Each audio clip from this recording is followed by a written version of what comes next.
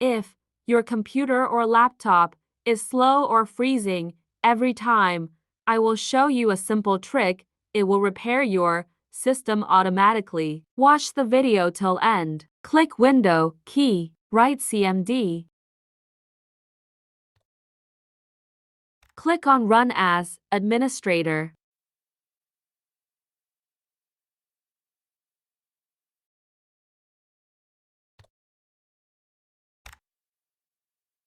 Just type chkdsk and press Enter. Checking start.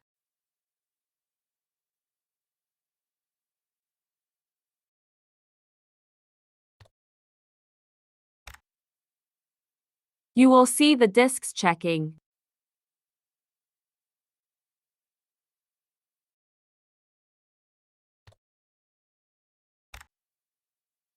If there is any issue, they will repair automatically.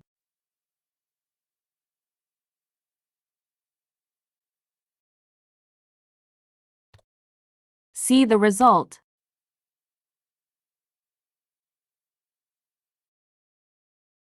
All disks are checked.